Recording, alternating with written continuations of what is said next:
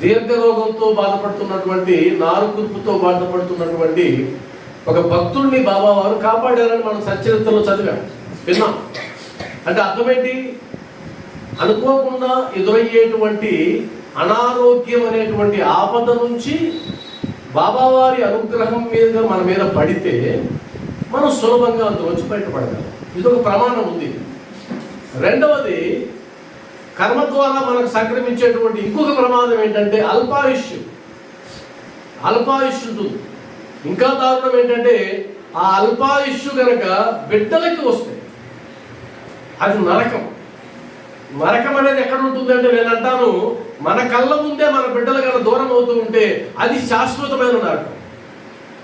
అది ఎలా సంభవిస్తుంది? ఎంతో మంది అనుభవిస్తున్నారు ఆ బాధలు. మరి ఎలా సాధ్యమవుతుంది అంటే కనుక, వారి కర్మలో వారి బిడ్డలకి అకాల మృత్యు ఉన్నట్లయితే గనక ఆ అకాల మృత్యువు నుంచి కాపాడేటువంటి దైవ అనుగ్రహాన్ని వాళ్ళు పొందలేకపోయారు. షిరిడి సాయినాథుని యొక్క అనుగ్రహాన్ని పొందలేకపోయారు. ఎందుకు అంటే కలియుగంలో సాయిబాబా మాత్రమే కర్మల నుంచి కాపాడగలడు. ఇది నేను చెప్పేది కాదు. ఏమండి, మా ఊర్లో రామాలయాలు ఉన్నాయి, కృష్ణాలయాలు ఉన్నాయి, విష్ణు ఆలయాలు ఉన్నాయి.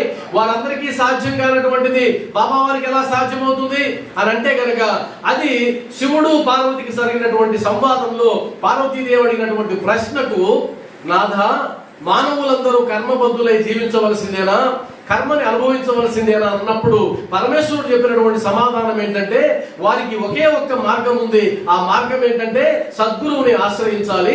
సద్గురువు పాదాలని ఆశ్రయించినప్పుడు మాత్రమే ఆ కర్మ ఫలితాల నుంచి బయటపడగలరు అని అన్నారు. కాబట్టి సంపూర్ణ అవతారాలుగా భూమి మీదకి వచ్చినటువంటి శ్రీరాముడు గురు శుశ్రూష చేశాడు, గురువును ఆశ్రయించాడు. శ్రీకృష్ణుడు గురువును ఆశ్రయించాడు. వాస్తవానికి వాళ్ళు గురువును ఆశ్రయించాల్సిన అవసరం లేదు. వాళ్ళు సంపూర్ణ అవతారాలు, సాక్షాత్తు విష్ణుమూర్తి స్వరూపాలు, పరబ్రహ్మ స్వరూపాలు. వారికేం పని గురువులతో? కానీ ఆశ్రయించవలసిందే. ఈ దేహంతో జన్మించిన తర్వాత ఈ దేహం తాలూకు వచ్చేటువంటి ఆ బాధలను తప్పించుకోవాలంటే గనక గురువు యొక్క అనుగ్రహం తప్పనిసరి.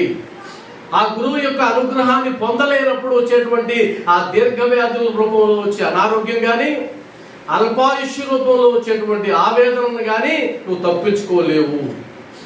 కాబట్టి బూటి అనేటువంటి ఒక మహాభక్తుడు ఎవరైతే ఈరోజు మహాసమేత మందిరాన్ని నిర్మించారో, మనం వెళ్ళి బాబా వారిని దర్శనం చేసుకుంటూ ఉన్నామో, ఆ మందిరాన్ని నిర్మించినటువంటి బూటీకి చెప్పాడు జ్యోతిష్యుడు, అయ్యా, ఈ రోజు నువ్వు పాము కాటుతో మరణిస్తావు అని. అప్పుడు బాబా దగ్గరికి వెళ్ళాడు భయపడుతూ. బాబా అన్నాడు, మృత్యువు నిన్ను కబలిస్తుందంటనా, చూద్దాం, ఎలా కబలిస్తుందో చూద్దాం. అంత ధైర్యంగా చెప్పగలిగినటువంటి సద్గురువు శ్రీ షిరిడి సాయినాథుడు మాత్రమే ఈ భూమి మీద. కాబట్టి మృత్యువును తప్పిస్తాడని కానీ నేను అన్నది గండాన్ని తప్పిస్తాడని. మృత్యువును తప్పించడం ఎవరికి సాధ్యం కాదు, అదంతే. కానీ శాసనం అది. కానీ గండం నుంచి తప్పిస్తాడు. అంటే అర్థమేంటి? నా మృత్యువు నా నుదుటిన ఏ సంవత్సరంలో నేను మరణించాలని రాయబడి ఉందో దాన్ని తప్పించడం ఎవరికి సాధ్యం కాదు. కానీ నా కర్మ ఫలితంగా వచ్చేటువంటి అకాల మృత్యువుని మాత్రం బాబా వారు తీసి పడేస్తాడు. అందువల్ల సాయి బంధువులారా, ఇంతకు మించినటువంటి సదుపాయం ఎక్కడా లేదు. మనం చూస్తుంటాం కదా. ఇప్పుడు ఉదాహరణ నెల్లూరులో ఏదో జేబీ మాల్ ఏదో కొత్తగా పెట్టారు. ఏం మాల్ అది? JB mall. ఏదో జేబీ మాల్ కాదు, ఏదో మాల్ పెట్టారు. ఆ మాల్లో అడ్వర్టైజ్మెంట్ ఇస్తున్నారు. మీరు ఉదయం నుంచి గంట సేపు, అరగంట లోపల వస్తే గనక మీకు కూపన్ ఇస్తాము. ఆ కూపన్ ఇస్తే మీకు ఒక చీర ₹1 ఇస్తాం అని అంటే డిస్కషన్ చేసుకొని మరి వెళ్తున్నారు. డిస్కషన్ చేసుకొని ఆ షాప్కి వెళ్తే రూపాయి అంతా చీర అని వెళ్తున్నారు. కాబట్టి స్కీములు పెడితే స్కీముల కోసం పరిగెత్తుతూ ఉన్నారు, పథకాల వైపు పరిగెత్తుతూ ఉన్నారు. ఇప్పుడు నేను చెప్పే పథకం ఎంత గొప్పది! సామాన్యమైన పథకం అంటే ఇది సామాన్యమైన పథకం కాదు. అయ్యా, మీరు రోజుకు 1 గంట భజన చేయండి, బాబా నామాన్ని స్మరించండి, బాబాని ధ్యానించండి, బాబా రూపాన్ని చూస్తూ ఉండండి. మనసులో అన్ని పనులు వదిలిపెట్టి కాదు, మీ పనులు మీరు చేసుకుంటూ చూస్తూ ఉండండి. మీకు వచ్చే సదుపాయాలు ఏంటంటే, మీ అకాల మృత్యువు నుంచి మిమ్మల్ని, మీ తరాన్ని కాపాడుతాడు, అనారోగ్యం నుంచి కాపాడుతాడు, మీ కర్మ ఫలితంలో చెడు ఉంటే ఇక్కడ తీసి పడేస్తాడు అని అంటే ఇది ఎంత పెద్ద స్కీము! దీనికోసం పరుగులు పెట్టాల్సింది పోయి రూపాయి కోసం పరుగులు పెడతామే మనం. ఇప్పుడు మీరేం చేయాలి? ఓహో, ఇంత గొప్ప సదుపాయం ఉన్నటువంటి మందిరమా ఇది, కాబట్టి నా వంతు నేను ప్రయత్నం చేయాల్సిందే అనేటువంటి ప్రయత్నం మీరు చేసినప్పుడు అప్పుడు బాబా యొక్క నిజస్వరూపం ఏంటో మీకు తెలుస్తుంది. నేను బాబావారి స్కీమ్లో కొన్ని చెప్తాను.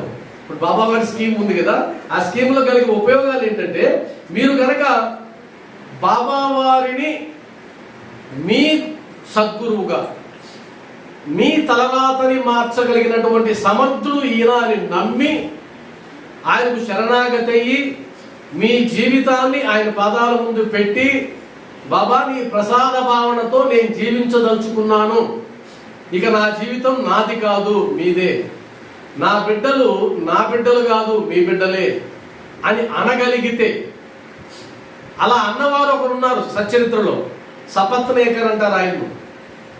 ఆయన పుట్టిన తర్వాత బిడ్డలు చనిపోతే వైరాగ్యం చెంది ఏం చేయాలో తోచగా బాబా దగ్గర పరిగెత్తాడు. అంతకు 10 సంవత్సరాల ముందు బాబా వారిని అవహేళన చేశాడు, ఎగతాళి చేశాడు. ఆ ఎగతాళి చేసిన ఫలము, కర్మ ఫలము ఏదో మొత్తానికి ఈడ్చుకొని వచ్చి బాబా ముందు పడేసింది. బాబా వారి అనుగ్రహంతో మరలా సంతానం కలిగారు. సంతానం కలిగిన తర్వాత అంతకు ముందు బిడ్డ ఎలా చనిపోయాడో అదేవిధంగా ఒక బిడ్డ చనిపోయాడు. చనిపోయినప్పుడు అంతకుముందు బిడ్డ చనిపోతే రోధించిన వాడు, అంతకుముందు బిడ్డ చనిపోతే విరక్తి చెందినవాడు ఇప్పుడు ఏం చేశాడంటే, ఆ మిగిలిన బిడ్డలందరినీ తీసుకెళ్లి బాబా పటం ముందు నిలబెట్టి, బాబా ఆ ఒక్కడే కాదు వీళ్ళందరినీ తీసుకెళ్ళినా సరే నీ పాదాలు నేను విడిచిపెట్టను అన్నాడు. అది భక్తి. అలాంటి భక్తి మనకుంటే ఆయన నుంచి వచ్చే వాటిని నేను హెడ్డింగ్లు చెప్తాను, మనకు సమయం లేదు కాబట్టి ఇంకొకసారి మనం మాట్లాడుకుందాం. అందులో ఒకటి, మీరు బాబా వారిని అనుగ్రహాన్ని పొందినట్లయితే, ఆయన శరణాగతి అయినట్లయితే, నెంబర్ 1 మీ రక్షణ, మీ పోషణ బాధ్యతని ఆయన తీసుకుంటాడు. ఎలా తీసుకుంటాడండి? ప్రమాణాలు ఉన్నాయా? 1.25 లక్షలు ఉన్నాయి దీంట్లో ప్రమాణాలు. ఈ పుస్తకాన్ని మీరు చదువుతారు కదా, ఆల్రెడీ చదివిన వాళ్ళే ఉంటారు కదా. మీరు అందులో ఉండేటువంటి భక్తుల యొక్క చరిత్రను పరిశీలిస్తే, బాబాని నమ్మినటువంటి భక్తుల యొక్క బాగోగులని బాబా వారే తీసుకున్నారు. వారి కుటుంబ బాధ్యతలు కూడా బాబా వారు తీసుకున్నారు. ఏమండి, బాబా వారు తీసుకుంటే సరిపోతుందా? నా ప్రయత్నం అవసరం లేదా? 100% నీ ప్రయత్నం ఉండాలి. ఆ ప్రయత్నం కూడా బాబా వారి సంకల్పంతోనే జరుగుతుంది. కాబట్టి మీరు రక్షణ, పోషణ తీసుకుంటాడు. దానికి చాలా ఉదాహరణలు ఉన్నాయి, నేను ఇంకొక సందర్భంలో మాట్లాడతాను. రెండవది ఏంటంటే, బాబా వారు ఇచ్చేటువంటి రెండవ అనుగ్రహం అభయాన్ని ఇస్తాడు. ఇంకా ఎలాంటి భయం లేకుండా నువ్వు జీవించగలవు.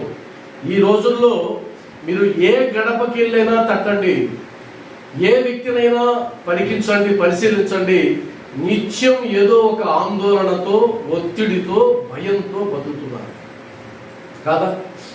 ప్రతి ఒక్కరు ఏదో ఒక ఆందోళన ఉంది. ఈ ఆందోళనని నువ్వు ఇంకా బాబా పాదాలు పట్టుకున్న తర్వాత కూడా అనుభవిస్తున్నావంటే నీది నటన, ఆయనది నటన అనలేము. ఎందుకంటే ఆయన అలా నటించేవాడు కాదు కదా. నువ్వు పట్టుకున్నాను అనుకుంటున్నావు, కానీ పట్టుకోవడంలే, చేత కావడంలే. ఉదాహరణకి పాఠశాలలో చేరిన వారందరికీ మంచి మార్కులు వస్తాయా? రావు. ఇంజనీరింగ్ చదివిన వాళ్ళందరూ పాస్ అయిపోతున్నారా? లేదు. మరి ఎందుకని? అందరికీ చెప్పే పాఠాలు ఒకటే కదా, క్లాస్ రూమ్లు ఒకటే కదా. ఎందుకని? నీ ప్రయత్నం లేదు. నీ ప్రయత్నం ఎప్పుడైతే లేదో నువ్వు ఫెయిల్ అయిపోతావు. ఇక్కడ కూడా అంతే, నువ్వు ఫెయిల్ అయిపోతావు. ఆయన మరలా ఒక అవకాశం ఇస్తాడు, మరలా ఫెయిల్ అవుతావు, మరలా ఒక అవకాశం ఇస్తాడు. ఇస్తూనే ఉంటాడు బాబా వారు. ఆయన విసిగిపోడు, ఇస్తూ ఉంటాడు. ఏదో ఒక సందర్భంలో నీకు ఒక మెరుపులాగా మెరుస్తుంది. అరే ఇప్పటి వరకు ఎన్నో తప్పులు చేశాను, ఇంకా చెయ్యను, ఇంకా ఆయనే నాకు శరణు అనేదాకా నేను తీసుకొస్తాను. తీసుకొచ్చిన తర్వాత అనుగ్రహ వర్షాన్ని నీ మీద కురిపిస్తాడు. మూడవది అద్భుతమైనది, ఈ ప్రపంచంలో ఎంతో మంది సద్గురువులు ఉండవచ్చు, భగవత్ స్వరూపాలు కూడా ఉండొచ్చు, కానీ నువ్వు బాధతో ఉన్నప్పుడు నీ బాధని స్వీకరించగలిగినటువంటి అవతారం ఒక్కటి లేదు. మీరు కావాలంటే పరిగించండి, శాస్త్ర ప్రమాణంగా పరిగించండి. ఉదాహరణకి భగవంతుడి దగ్గరికి వెళ్ళావు, అయ్యా నాకు ఈ బాధ ఉందంటే, ఈ బాధ పోవాలంటే ఇది చేయరా అంటారు. పుణ్యం చేసుకో, పాపం పోతుంది అంటారు. కానీ సాయిబాబా ఏమంటాడంటే, నీ పాపాన్ని నేను తీసుకుంటానంటాడు. ఎక్కడ దొరుకుతాడు మనకి ఇలాంటి సహృదయం కలిగినటువంటి బాబా? ఎక్కడ దొరుకుతాడు? కాబట్టి అమ్మ వచ్చింది బిడ్డను తీసుకొని, బాబా నా బిడ్డ అల్లాడిపోతున్నాడు ప్లేగు జ్వరంతో అని ఏడుస్తే ఆయనేమన్నాడు, అమ్మా నీ కష్టం ఎక్కువ కాలం ఉండదులే, ఆ మొప్పులు విడిపడిపోయినట్టు పడిపోతుందని ఏం చేశాడు, నీ కుమారుడి యొక్క ప్లేగు వ్యాధిని నేను తీసుకున్నాను తల్లి అన్నాడే. ఎక్కడైనా దొరుకుతారా మనకు ఇలాంటి సద్గురువు? కాబట్టి బాధపడితే బాధపడ్డామని ప్రకటిస్తే నీ బాధ పోవడానికి ఉపాయాలు చెప్పేవాళ్ళు ఉన్నారు, ఆ బాధని స్వీకరించే వాళ్ళు లేరు. దాన్నే సహానుభూతి అంటారు. ఆ సహానుభూతిని చూపించేవాడు షిరిడి సాయినాథుడు. ఇంకెక్కడ దొరికే అవకాశమే లేదు. అంతెందుకు, నువ్వు ఎవరి కోసమైతే పాకులాడుతూ ఉన్నావో, ఎవరి కోసమైతే నీ జీవితాన్ని మొత్తం ఖర్చు పెడుతున్నావో, నీ జబ్బుని స్వీకరించగలిగిన నీ బిడ్డను ఒకరిని చూపించు, నీ జబ్బును స్వీకరించగలిగిన నీ భార్యను భర్తను చూపించు, చూద్దాం. నీది నువ్వు అనుభవించాల్సిందే కదా. ఎవరు తీసుకుంటారు నీ జబ్బుని? కానీ బాబా తీసుకున్నాడే. అబద్ధమా? ఎన్ని ఉదాహరణలు ఉన్నాయి. బాబా వారు స్వీకరించినటువంటి, ఎవరో ఒక తల్లి వచ్చాడు కూర్చుంటే ఈయన ఇలా కాళ్ళు ఒత్తుకుంటాడు, అయ్యో నా కాళ్ళు నొప్పుగా ఉన్నాయి, ఇప్పుడు బాగుంది అంటాడు. ఆ కాళ్ళు నొప్పి ఆయనది కాదు. ఎవరో ఒక తల్లి వచ్చి కూర్చుంది, అయ్యో నాకు కాళ్ళు నొప్పి బాబా తగ్గి అనింది. ఈయన ఆల్రెడీ కాళ్ళు నొప్పిని అనుభవించేసి ఆయన తగ్గించేసినాడు. ఆమె అనుకున్నది, చూసారా బాబా నోట్లోంచి ఆ మాట రాగానే నా కాళ్ళు నొప్పి తగ్గిపోయింది అన్నాడు. నీ కాళ్ళు నొప్పి తగ్గడానికి కారణం ఆయన స్వీకరించాడు. ఈ ఇంట్లో మంచి జరగడానికి కారణం, ఆ మంచి జరగకుండా ఆపే చెడు ఏదైతే ఉందో దాన్ని ఆయన స్వీకరించాడు.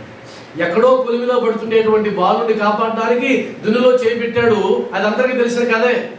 మరి దునిలో చేయి పెట్టి చేయి కాలితే బొంబాయి నుంచి ఒక డాక్టర్ వస్తే ఆ డాక్టర్ వైద్యం చేస్తాను బాబా అంటే వైద్యం చేయించుకోలేదు. ఎందుకు చేయించుకోలేదు? ఎందుకంటే ఆ కర్మని ఆయన అనుభవించాలి. ఆ కర్మని ఆయన అనుభవించకపోతే ఆ బాలుడికి మరలా ఆ బాలుడికి చెడు జరుగుతుంది. కాపాడబడినటువంటి ఆ బాలుడు ఎప్పుడు కాపాడబడతాడంటే ఆ బాలుడికి రావాల్సినటువంటి ఆ జబ్బుని, ఆ ఆపదని ఈయన స్వీకరించాడు. కాబట్టి నేను అనుభవిస్తానన్నాడే కానీ ఆయన ఎప్పుడు వైద్యాన్ని తీసుకోలేదు. కాబట్టి అలాంటి సద్గురువు మనకున్నాడు. మనం ధన్యులం.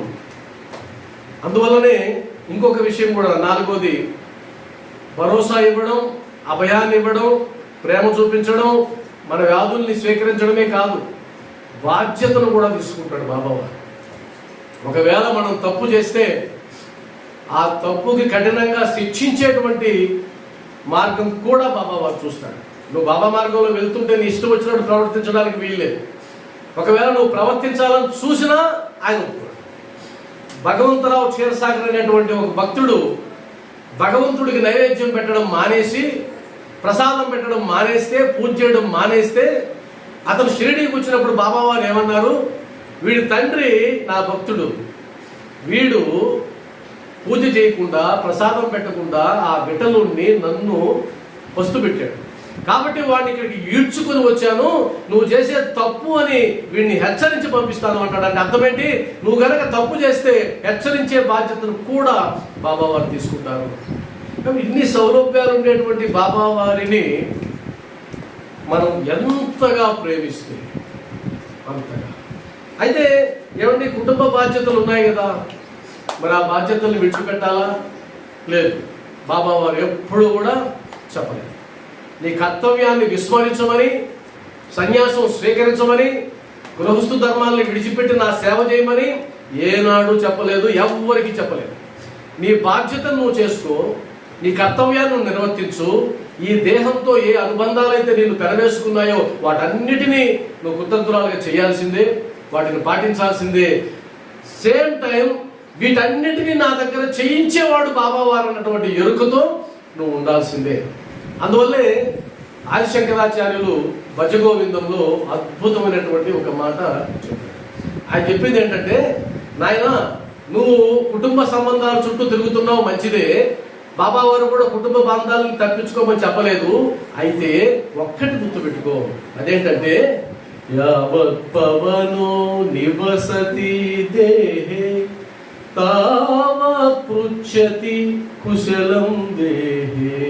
యావత్ పవనో నివసతి దేహే యావత్ పృచ్ఛతి కుశలం దేహే. గతవతి వాయు దేహాపాయే, గతవతి వాయు దేహాపాయే. భార్యా బిభ్యతి తస్మిన్ కాయే, భార్యా బిభ్యతి తస్మిన్ కాయే, భజ గోవిందం భజ గోవిందం గోవిందం భజ మూఢమతే. దీని అర్థం మీకు తెలుసు. నీ శరీరంలో ఆ గాలి ఆడుతున్నంత వరకే అందరూ నిన్ను వచ్చి కుశల ప్రశ్నలు వేస్తారా? ఆ శరీరంలో నుంచి ఆ గాలి బయటకు వచ్చేసింది అంటే, ఆ చైతన్యం బయటకు వచ్చేసింది అంటే, నీ భార్య కూడా నిన్ను చూసి భయపడుతుంది. భార్య బిభ్యతి తస్మిన్ కాయే, నీ శరీరాన్ని చూసి భార్య కూడా భయపడుతుంది. ఇప్పటిదాకా మాయన మాయన మాయన అనుకున్నటువంటి ఆ భార్య ఎప్పుడైతే ఆ భగవంతుడు ఆడించేటువంటి ఆ చైతన్యం బయటకు వెళ్ళిపోయిందో, అప్పుడు నిన్ను శవంగా భావించి నీ దగ్గర కూర్చోవడానికి కూడా భయపడుతుంది. నిజమా కాదా? లేదండి మాయన మాయన అని ఇంతకుముందు పైన పడి దొల్లాడి ఏడ్చేవాడు. నేను చిన్నప్పటి నుంచి చూశాను. మా ఊర్లో ఎవరు చచ్చిపోయారో నేను పోయేవాడు. నాకు అది అలవాటు. అంత్యక్రియలంతా చూసి వచ్చేవాడు.